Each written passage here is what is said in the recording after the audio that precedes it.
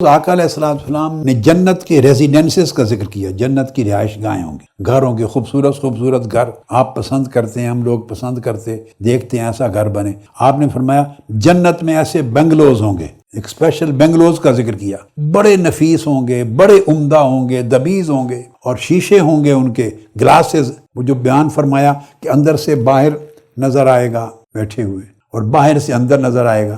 اب یہ نہ سمجھیں جب باہر سے اندر نظر آئے گا تو پردہ داری نہیں ہوگی، نہیں تو جنت میں ایسے پرابلم نہیں رہیں گے، نہ بے پردگی ہوگی، نہ کوئی عیب و عار ہوگا، وہ دنیا ہی اور ہوگی۔ اندر سے باہر نظر آئے یا باہر سے اندر نظر آئے تو وہاں بے پردگی نہیں ہوگی۔ تو فرمایا ایسے خوبصورت گھر ہوں گے کہ دور تک بھی آپ اندر بیٹھ کے باہر کے نظارے کریں گے، جیسے شیشے کے ہوتے ہیں گھر۔ جب یہ بیان فرمایا تو ابو موسیٰ اشعری رضی اللہ تعالیٰ عنہ پوچھتے ہیں یا رسول اللہ لمن ہے یہ ایسے خوبصورت شیشوں کے بنگلے کن کے لیے ہوں گے؟ یہ بڑے نیچرل سوال بنتے ہیں نا، صحابہ کرام جب بھی کوئی کہے تو سوال بنتا ہے نا۔ پوچھے یا رسول اللہ کن کے لیے ہوں گے؟ فقال ابو موسیٰ الاشعری رضی اللہ لمن ہے یا رسول اللہ کن کے لیے ہوں گے؟ فرمایا لمن الان الکلام، جو نرم گفتگو کرتا ہوگا، جس کی گفتگو اور کلام میں ہمیشہ عمدگی ہوتی ہوگی، حسن ہوگا، لطف ہوگا، نرمی ہوگی، جو نرم گفتگو کرے گا لوگوں سے، وَأَطْعَمَ الطَّعَامَ، اور لوگوں کو کھانا کھلاتا ہوگا، وَبَاتَ لِلَّهِ قَائِمًا وَالنَّاسُ نِيَامٌ، اور رات کو نماز پڑھتا ہوگا جب لوگ سوتے ہیں۔ اب آپ دیکھیں یہ تمام چیزیں اگر 3 بیان کی ہیں تو نرم کلامی سب سے پہلے، آقا علیہ السلام نے 4 خوبیاں بیان کی ہیں تو نرم کلامی سب سے پہلے، 5 بیان کی ہیں نرم کلامی سب سے پہلے، 2 چیزیں بیان فرمائی ہیں تب بھی نرم کلامی سب سے، کچھ تو ہے نا اس میں، یہ مغز دین ہے، مغز اخلاق ہے، ہر چیز یہاں سے شروع ہوتی، کیونکہ جس شخص کی زبان شستہ، شائستہ، نرم، عمدہ، پیاری، خوبصورت، ٹھنڈی نہیں ہے، اس کا مطلب ہے اس کے دل اور دماغ میں کچھ اور ہے۔ دل میں غصہ ہو تو زبان میں غصہ آئے گا، دل و دماغ میں، دل و دماغ میں غیبت، چغلی، ناشکری ہو تو زبان سے جو الفاظ اور کلمات ادا ہوں گے ان میں بھی چغلی، ناشکری آئے گی۔ تو جو آپ کے من میں ہے وہی زبان کے ذریعے نکلتا ہے، وہی پھر آدمی اعمال میں بروئے کار لاتا ہے۔ اس لیے آقا علیہ السلام نے فرمایا جس نے یہ قابو کر لی زبان جنت میں گیا۔ آقا علیہ السلام نے ہر سائل کے سوال کے جواب میں ہر جگہ ہر موقع پر جو فوکس کیا ترتیب ایک جیسی بنائی ہے، تو یہ اصل دین ہے۔ اب جس کی طرف فیصلہ کر لیا کہ آپ میں چلتا ہوا دیکھنا چاہتا ہوں، ان تعلیمات اور اخلاقیات کا پیکر دیکھنا چاہتا ہوں، اب رجسٹر کروانے کے لیے 1,00,000 رجسٹر ہو جائیں، 70,000 بنانا چاہتا ہوں تو 1,00,000 رجسٹر ہو جائیں، ان میں سے خدا جانے سالک پر 10,000 جا بنیں گے، اور پھر ان میں سے محسن کتنے جا کے بنیں گے، 10,000 سے آگے پھر چوز کر لیں۔ شرق سے غرب تک جتنے رفقا، اراکین، وابستگان سن رہے ہیں، میرا میسج گھر گھر تک، ایک ایک فرد تک پہنچا دیں، چھوٹے بڑے، بچے جوان، بیٹے بیٹی، ماں بہن، ہر تک پہنچا دیں۔ اب طالب بنیں، اللہ کے سچے طالب صادق بنیں، تاکہ اللہ کی راہ کے سالک بنیں اور اس میں سے محسن منتخب کیے جائیں۔ حضرت ابو شریح رضی اللہ تعالیٰ عنہ روایت کرتے ہیں کہ میں نے عرض کیا یا رسول اللہ اخبرنی بشیء یوجب لی الجنہ، میں نے عرض کیا ایک موقع پہ آقا مجھے ایک چیز ایسی بتا دیں جو چیز میرے لیے جنت کو واجب کر دے۔ انہوں نے عرض کیا تھا ایک چیز بتا دے جو مجھے سیدھی جنت لے جائے۔ اب دوسرے صحابی حضرت ابو شریح عرض کرتے ہیں میں نے کہا یوجب لی الجنہ، آقا ایک چیز ایسی بتا دیں جو میرے لیے جنت واجب کر دے۔ آقا علیہ السلام نے فرمایا طیب الکلام وبذل السلام واطعام الطعام، فرمایا ایک ہی مختصر، ایک ہی پیکیج ہے 3 چیزوں کا۔ عمدہ کلام، جب بولو جھوٹ نہ بولو، نرمی تو بات کی چیز ہے، ہماری بات میں تو 90% اللہ معاف کر دے جھوٹ ہوتا ہے، کبھی 50% جھوٹ ہوتا ہے، کبھی 20%، کبھی 10%، سچ بولنے میں بھی جھوٹ کی ملاوٹ ہوتی ہے، پیورٹی نہیں رہی ہے، دھوکہ دہی ہوتی ہے، اس طریقے کے لفظ چنتے ہیں، اس طریقے سے بات کرتے ہیں کہ کل کو آپ دھوکہ بھی دے لیں، اس کے ساتھ برائی بھی کر لیں، اور وہ الزام لگائے تو آپ اپنی صفائی بھی دے لیں کہ میں نے تو یہ کہا ہی نہیں، میرے کہنے کا تو یہ مطلب ہی نہیں تھا۔ یہ جس طرح کی بولی ہماری قوم اور معاشرے کی بن گئی ہے، یہ آقا علیہ السلام کی امت کی نہیں ہے، اور آقا علیہ السلام کی امت کی نہیں ہونی چاہیے تھی، نہ مسلمانوں کی یہ بولی تھی، نہ ہے۔ اگر پہلی نسلوں کے سلف صالحین میں سے کوئی لوگ زندہ ہو کے آج آ جاتے تو دیکھ کے حیرت زدہ رہ جاتے، یہ کون ہے؟ یہ خود کو مسلمان کہتے ہیں، یہ کیسے لوگ ہیں، کیا ہیں؟ تو آقا علیہ السلام نے فرمایا اگر کلام کو طیب، عمدہ، نفیس اور خوبصورت اور نرم کر لو اور سلامتی پھیلانے والے بن جاؤ اور کھانا کھلانے والے بن جاؤ تو اللہ پاک جنت تمہارے اوپر واجب کر دے گا۔ پھر حضرت جابر بن عبداللہ رضی اللہ تعالیٰ عنہ انہوں نے پوچھا آقا علیہ السلام کی بارگاہ سے، دین کے حوالے سے فرمایا کہ اس کی بر کیا ہے؟ ما برہ، دین کی نیکی بر کیا ہے؟ فرمایا اطعام الطعام وطیب الکلام، بھوکوں کو، ضرورت مندوں کو کھانا کھلانا اور عمدہ بات کرنا۔ آج پاکستان میں وقت ہے کھانا کھلانے کا۔ حکمران، سیاستدان اور بڑے لوگ، ملک، سلطنت، ریاست چلانے والے، وہ ان ذمہ داریوں سے فارغ ہو چکے۔ ان کے فرائض میں یہ نہیں ہے۔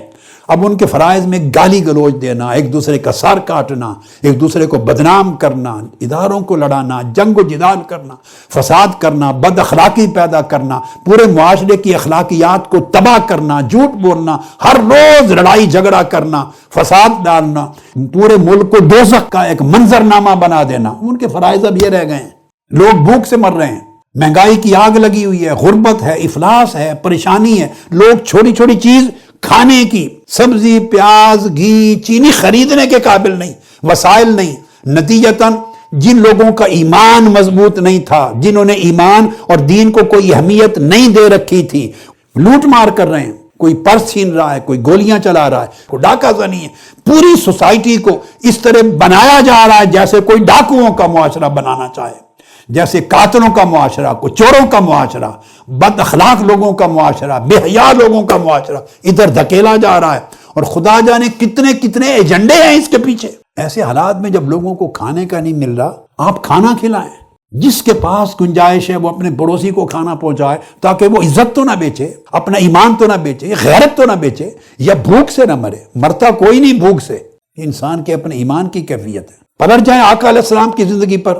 میرے اپنے بچپن کے زمانے کی بات ہے، بچپن کی، ہم نے دیکھا ہوا ہے لوگ کھجور سے روٹی کھا لیتے تھے، خود ہم نے کھائی ہوئی ہے، میں نے کھائی ہوئی ہے۔ خربوزے سے روٹیاں کھا لیتے تھے گرمیوں کے موسم میں، خربوزے سے روٹی کھا لیتے تھے، کھجور سے کھا لیتے تھے، آم سے کھا لیتے تھے، شکر سے کھا لیتے تھے، پودینے اور دھنیا کی خالی چٹنی سے کھا لیتے تھے۔ میں نے سینکڑوں مرتبہ زندگی میں کھائی ہوگی، سینکڑوں مرتبہ، صرف پودینے کی چٹنی۔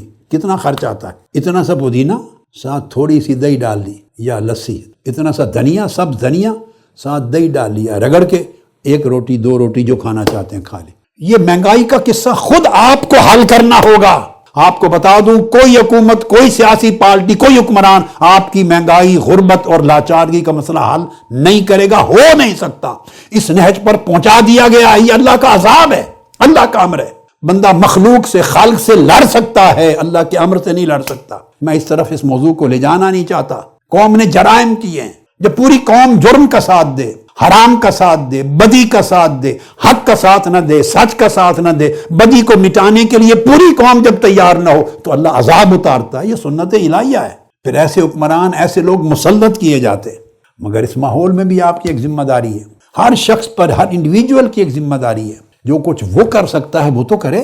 ہم بڑے کام کی توقع کرتے رہتے ہیں جو نہیں ہونا آپ سے، اور جو چھوٹا کام ہر شخص کر سکتا ہے وہ کرنے کو تیار نہیں ہوتی، بڑے کے لیے سوچتے رہتے ہیں، بڑی باتیں کرتے ہیں، بڑے نعرے لگاتے ہیں، بڑے کام کے سلوگن ریز کرتے ہیں، اور چھوٹا جو ایک سٹیپ آپ کے سامنے پڑا ہے جو ہر شخص کر سکتا ہے وہ کرنے نہیں چاہتے۔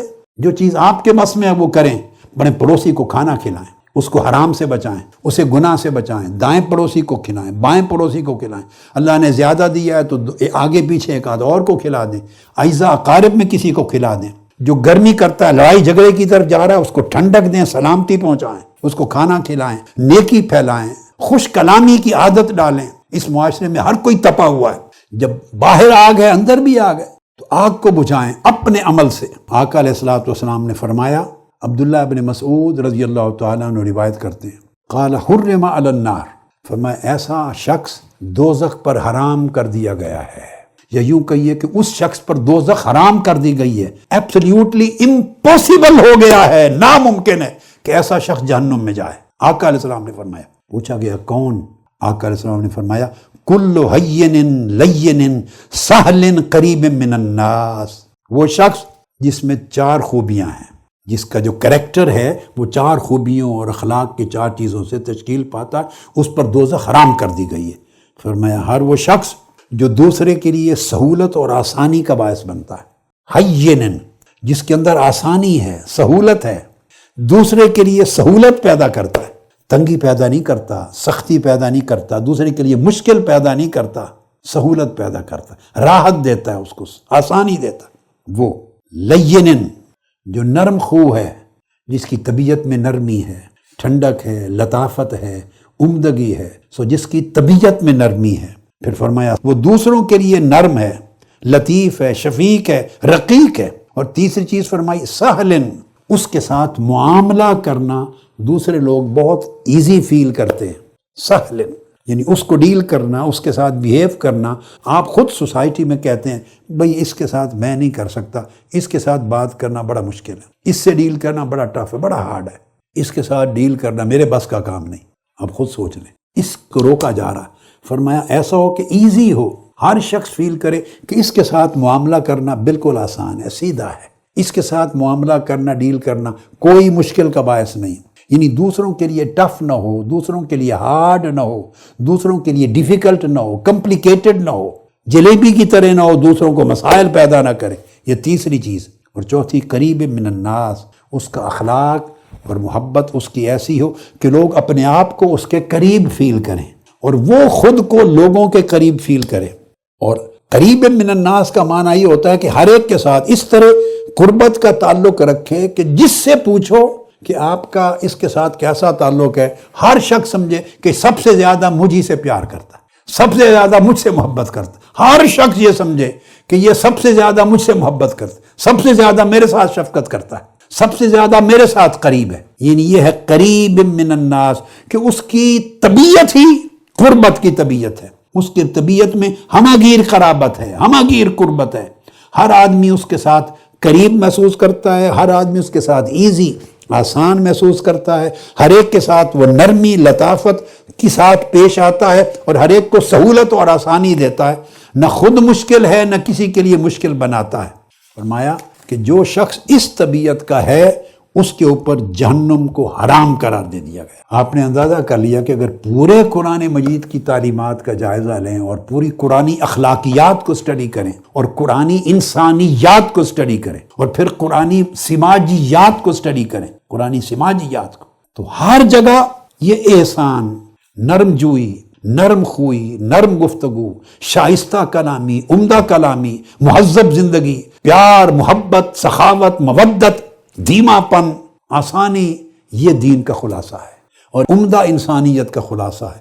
اللہ پاک ایسے انسان دیکھنا چاہتے ہیں اور اسلام ایسے مسلمان دیکھنا چاہتے ہیں۔ تحریک منہج القرآن میں چاہتا ہوں کہ اس راستے پر چل کر جو رفقا ہیں اور وابستگان کارکنان اپنی ذمہ داریاں جو ہیں وہ تو ادا کرتے ہی رہیں گے اور اس مشن کو لے کے آگے بڑھتے رہیں گے، مگر ان کے اندر ذاتی کردار سازی کے حوالے سے پرسنل جو کریکٹر بلڈنگ ہے اس میں لوگ اب آگے بڑھیں اور بڑھ کے طالب صالح اور محسن کے درجے کو ان خصوصیات، آداب، شرائط اور احوال کے ساتھ پڑھیں۔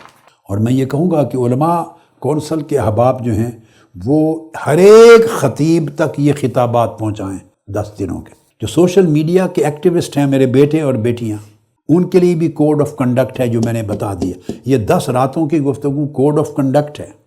آپ کے سوشل میڈیا کی زبان بھی اسی طرح کی آئینہ دار ہو جو بات میں نے بتائی ہے۔ سوشل میڈیا میں ایتھکس کو قائم رکھیں، ایتھکس کو۔